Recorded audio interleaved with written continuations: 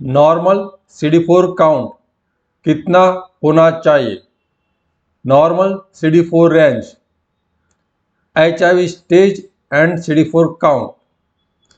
HIV इलाज और treatment करने से क्या स्टेज 3 में से स्टेज 1 हो सकता है या नहीं?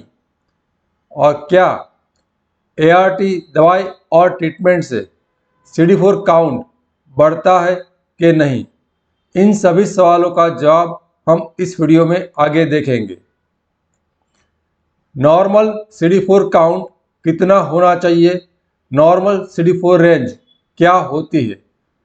तो यह आम तौर पर ज़्यादातर रिपोर्ट में आप 400 से 1500 पाएंगे।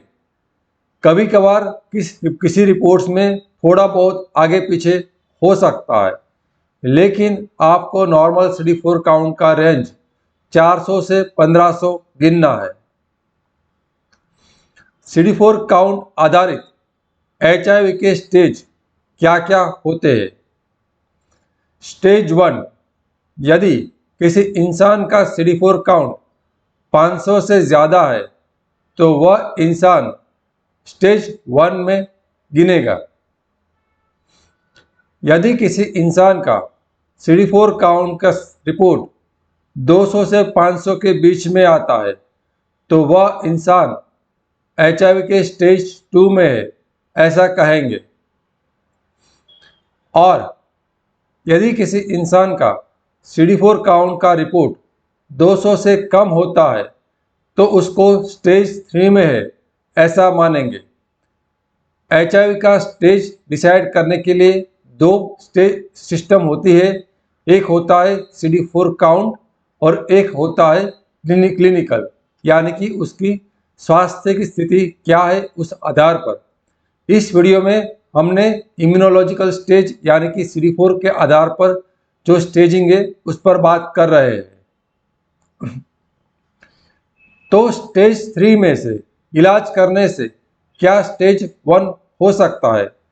काफ़ी बार जब पेशेंट का पहली बार निदान होता है और उसका CD4 वो 200 से कम पाए जाते हैं, तब उसको ऐसा डर लगता है, क्या मैं HIV के स्टेज 3 में से स्टेज 1 में हो जाऊंगा या नहीं जाऊंगा? तो आपको डरने की कोई आवश्यकता नहीं है। यदि किसी इंसान का CD4 का रिपोर्ट 200 से कम है यानी कि स्टेज 3 में है, या तो 200 से 500 के बीच में यानी कि स्टेज 2 में है, तब भी आपको डरने की ज़रूरत नहीं है। आप अपना ART एलोपैथी इलाज की जो गोली है उसको आपको हर रोज़ खाना है, नियमित रूप से खाना है, और उसको हर रोज़ और नियमित रूप से खाने से आपका CD4 धीरे धीरे बढ़ेगा। यदि वो 200 से कम है तो ऊपर जाकर 200 से 500 के बीच में भी हो जाएगा, और उसके बाद भी आप नियमित रूप से हर रोज़ दवाई खाते रहोगे तो वापस वो 500 से ऊपर हो जाएगा। तो यानी कि आप स्टेज 3 में से स्टेज 1 में जा सकते हो, तो आपको डरने की आवश्यकता नहीं है। यह कैंसर जैसा नहीं है कि अक्सर हम जानते हैं कि कैंसर के लास्ट स्टेज में निदान होने के बाद उसका इलाज कर कर ठीक कर कर स्टेज 1 में यानी कि नॉर्मल होने में तो काफ़ी कम संभावना बचती है, लेकिन HIV में ऐसा नहीं है। HIV में इलाज से यू टर्न मुमकिन है। स्टेज 3 में से स्टेज 2 और स्टेज 2 में से स्टेज 1 हो सकता है।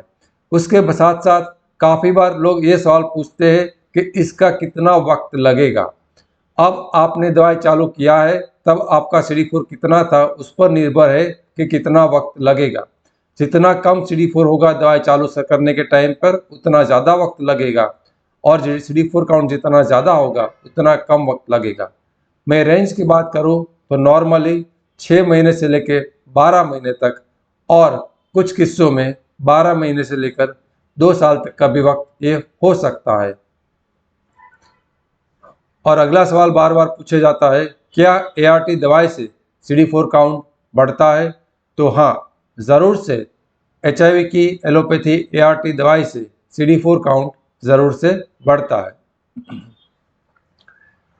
HIV एड्स की स्पेशल चैनल्स जिस पर विज्ञान पर आधारित सही और सच्ची बातें कही जाती है, करीबन 50,000 लोग सब्सक्राइब कर चुके हैं और ये चैनल सबसे ज़्यादा विश्वसनीय HIV के फील्ड में है और हर रोज़ सबसे ज़्यादा देखे जाने वाली चैनल है। मैं HIV AIDS specialist doctor Ketan Ranpariya, मुझे 10 साल से भी ज़्यादा इस फील्ड का अनुभव है और मैं 12,000 से भी ज़्यादा लोगों का इलाज कर चुका हूँ। वापस कल शाम को 6 बजे कुछ नए टॉपिक और नए वीडियो के साथ मिलेंगे। Thank you.